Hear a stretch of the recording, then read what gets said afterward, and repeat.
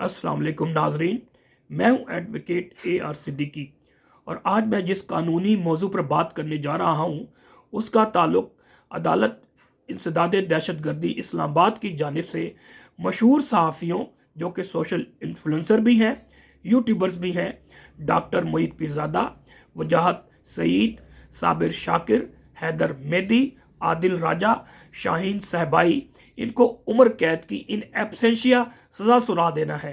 और आज हम एनालिसिस करेंगे क्या हमारे कानून फौजदारी में इन एब्सेंशिया ट्रायल प्रोसीडिंग हो सकती है और फिर इसकी कन्विक्शन या एक्विटल यानी कि फैसला डिसीजन जजमेंट सुनाई जा सकती है।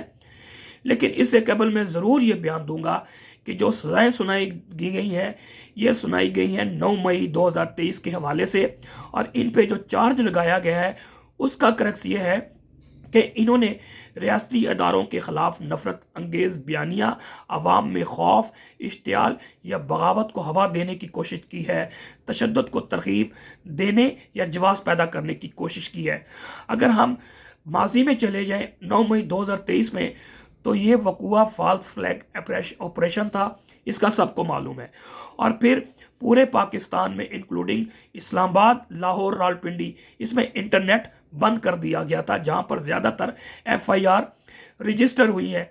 अब जब ऑनलाइन हर चीज़ बंद थी, इंटरनेट बंद था, तो 9 मई या 10 मई या 11 मई को इन 4, 5, 6 अफराद ने कैसे ये इश्तियाल अंगेज़ी वगैरह की है, जबकि रिकॉर्ड तो है ही नहीं।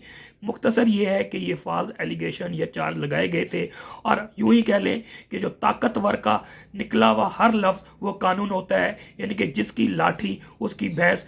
यही सिलसिला पाकिस्तान में मालूम है आपको कि अदलिया को काबू कर लिया गया है, पार्लियामेंट इनके कंट्रोल में आ चुकी है जो इस वक्त पाकिस्तान पर काबिज है, और वो जो चाहते हैं वो मनमानी कर रहे हैं, इंक्लूडिंग इमरान खान को नाजायज़ तौर पे कैद किया हुआ है। अब मैं मौजू पे आता हूँ कि इसका इन एब्सेंशिया प्रोसीडिंग और कन्विक्शन या जजमेंट दी जा सकती है या नहीं दी जा सकती। तो क्या किसी मुल्जिम की अदालत में मौजूद हुए बगैर इन एब्सेंशिया सज़ा सुनाई जा सकती है? ये सवाल सिर्फ कानूनी नहीं बल्कि आइनी, इंसानी हकूक़ और इंसान के बुनियादी उसूलों से जुड़ा हुआ है। क्रिमिनल प्रोसीजर कोड हो या पाकिस्तानी अदालती फ़ैसले हों, आईन पाकिस्तान की दफ़ात हों, हमारे बुनियादी हकूक़ यानी शहरियों के बुनियादी हकूक़, प्रिंसिपल ऑफ क्रिमिनल जस्टिस हो, इसके हवाले से तनाजुर में हम इसको एनालिसिस मज़ीद करते हैं। नाजरीन, दुनिया भर के फ़ौजदारी निज़ाम में एक इंसाफ का बुनियादी उसूल है, कोई भी शख्स बगैर सुने हुए सज़ा का मुस्तहिक नहीं हो सकता, जिसको हम आडी आल्टम पार्टम कहते हैं, या फिर nobody can be condemned unheard है। इसी उसूल को हम कहते हैं right to fair trial, right of defence. आईन पाकिस्तान अब क्या कहता है? आईन पाकिस्तान की बेशुमार शिक्के मौजूद हैं, लेकिन हम 3 शिक्कों का जिक्र करते हैं, आर्टिकल 4, आर्टिकल 9 और आर्टिकल 10A। आर्टिकल 4 हर शहरी को कानून के मुताबिक सलूक का हक हासिल है। इसके अलावा आर्टिकल 9 जो है, किसी शख्स को ज़िंदगी या आज़ादी से कानूनी तरीक़ाकार के बगैर महरूम नहीं किया जा सकता। और आर्टिकल 10A जो को राइट टू फेयर ट्रायल का है, मुनसिफाना ट्रायल और ड्यू प्रोसेस हर शहरी का बुनियादी हक है। अब अदालत में जो मौजूदगी होती है, जिरा का हक है, सफाई पेश करने का हक है, ये सब right to fair trial under article 10A शामिल होता है। अगर अब हम डिटेल में जाते हैं, क्योंकि इस वक्त हमारे पाकिस्तान में जो क्रिमिनल प्रोसीडिंग मुख्तलिफ कोर्ट्स में होती हैं, उसका मेन जो लॉ है वो क्रिमिनल प्रोसीजर कोड 1898 है। अब इस हवाले से मुख्तलिफ हम सेक्शन को जिक्र करते हैं। इस पे आपने नोट करना है कि हमारे जो क्रिमिनल प्रोसीजर कोड में कौन कौन सी सेक्शंस हैं। मुख्तसर एक आपको बेसिक प्रिंसिपल बता दें कि जो क्रिमिनल ट्रायल्स होता है, ये जनरल प्रिंसिपल है कि वो एक्यूज़ के सामने ही ट्रायल हो सकता है, एक्यूज़ की एब्सेंस में नहीं होता। अब इसको स्ट्रेंथन करने के लिए गो कि डायरेक्ट कहीं पर भी नहीं लिखा हुआ, लेकिन मुख्तलिफ सेक्शंस ऑफ लॉ जो हैं, जिसको मजमुआ ज़ाब्ता फौजदारी भी कहते हैं, उससे अखज़ किया जा सकता है कि जनाब ये किस तरह से प्रोसीडिंग होती हैं, क्या एक्यूज़ के बगैर हो सकती हैं या उसके सामने होंगी, क्या जजमेंट एक्यूज़ के बगैर हो सकती हैं, एब्सेंस में हो सकती है या नहीं। अब सबसे इम्पॉर्टेंट जो सेक्शन है वो है सेक्शन 353, और ये मुख्तसर ये है, कहता है कि हर मुकदमे का फैसला मुल्जिम की मौजूदगी में सुनाया जाएगा, यानी कि इन एब्सेंशिया फैसला नहीं सुना है। देखें, दो चीज़ें हैं, एक ट्रायल है, एक फैसला है।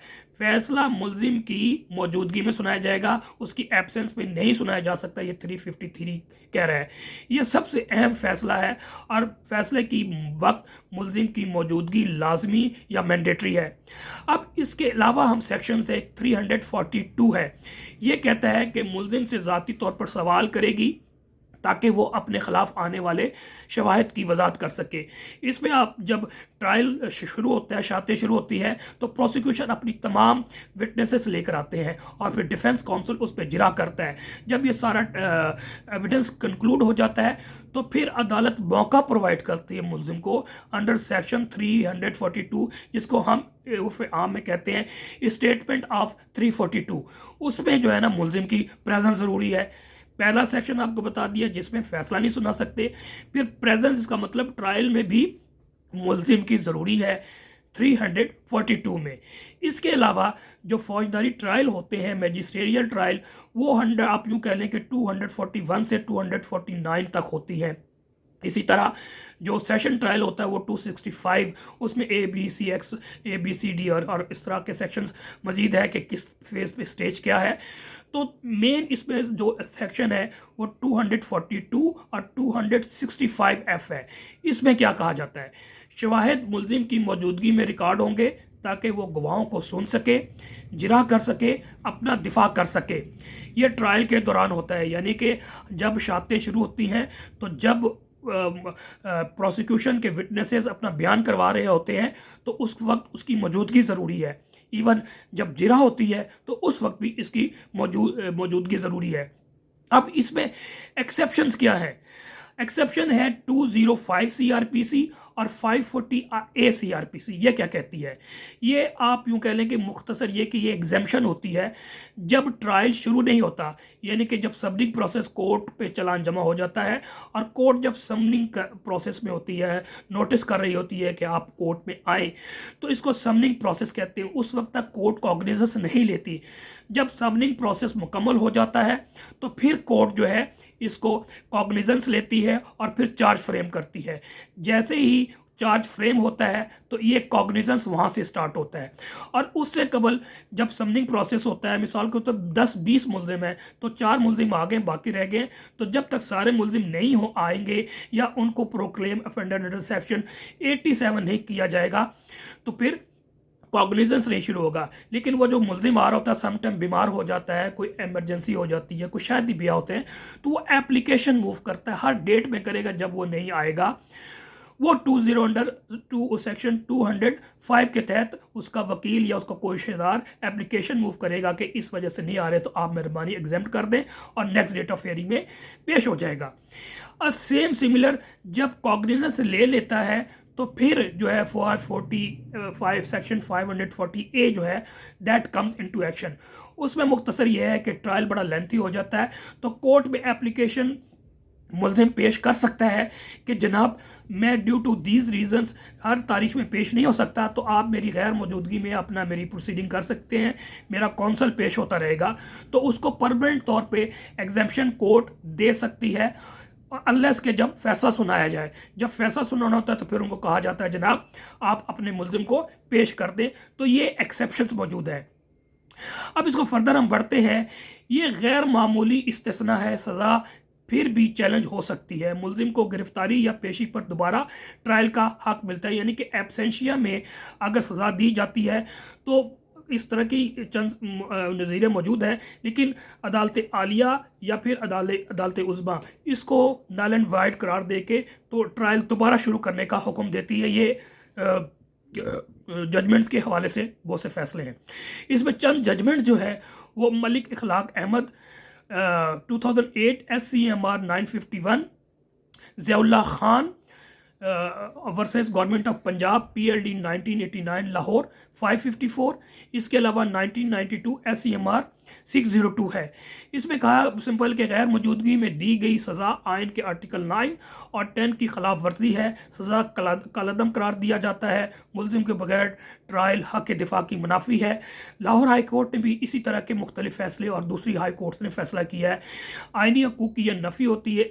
महदूद हालत में इन एब्सेंशिया में ट्रायल मुमकिन है, लेकिन मुमकिन कानूनी तकाज़े, वकील की तकर्री, अखबारी इश्तिहारात, वजूहात का तहरीरी रिकॉर्ड, इसके बगैर सज़ा बरकरार नहीं रह सकती। अब एक और मैं आपसे डिस्कस करूँगा, वह section 19 of anti terrorism act 1997। उसमें कहा जाता है कि ये एक्सेप्शन है, लेकिन उसमें क्लियर कहीं भी नहीं लिखा हुआ कि अदालत जो है वो इनको सज़ा भी सुना सकती है। उसमें मुख्तसर ये कि बल्कि ये डिस्प्यूटेड है और जो कानून दान बेशुमार इस बात पर मुत्तफिक है, ये अगेंस्ट द फंडामेंटल राइट्स है और अगेंस्ट द कॉन्स्टिट्यूशनल सोल जो कॉन्स्टिट्यूशन की होती है उसके अगेंस्ट सेक्शन इनकॉर्पोरेट किया गया है। इसमें आम कानून फौजदारी से हट के इसमें चंद एक्सेप्शंस दिए गए हैं। मिसाल के तौर पे इसमें यह डिक्लेयर किया गया है कि इन्वेस्टिगेशन ऑफिसर के सामने जो बयान मुलजिम का दिया है उस पे बेस करके सज़ा दी जा सकती है, जबकि आम कवानीन में ऐसा नहीं है। इसी तरह से उन्होंने ये भी लिखा है कि इसके अलावा वीडियो या मॉडर्न जो गैजेट्स के ज़रिए कोई एविडेंस आती है वो भी उसके ज़रिए इन एब्सेंशिया उसको भी एक्सेप्ट किया जा सकता है।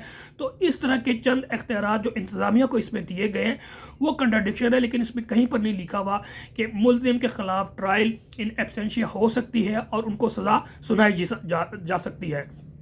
तो नाजरीन, आखिर में इसको खुलासे के तौर पे ये बता दूं, कानून बिल्कुल वाज़े है। आम फौजदारी मुकदमात में गैर मौजूदगी में सज़ा नहीं दी जा सकती।